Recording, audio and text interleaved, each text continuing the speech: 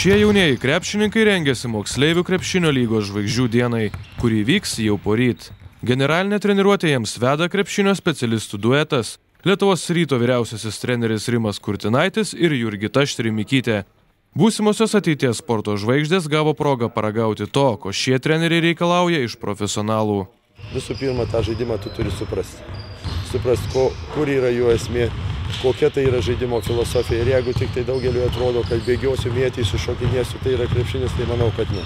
Ir aš manau, kad jiem pabandysiu išaiškinti šiandieną, kad krepšinis tai yra visų pirma, ant kurio laikosi, tai yra 3 banginiai.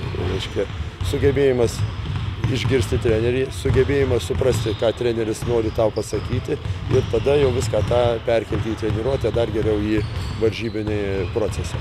Aš manau, palaikymo, tėvų palaikymo, sakykime, vyriausybės palaikymo, inventoriaus, salių trūksta. Aš manau, noro yra, tik reikia palaikymo iš šalies. Jaunieji žvaigždžių dienos dalyviai išties entuziastingai nusiteikę ir žinomų trenerių vedama treniruotė labai džiaugiasi. Iš tikrųjų įdomu pasitreniruoti, ten Štrimykytė vis dėlto geriausia Lietuvos krepšininkė moterų, tai įdomu vis tiek, žemybė. Žvaigždžių dienoje jaunimas varžysis tritaškių ir dėjimo į krepšį rungtyje.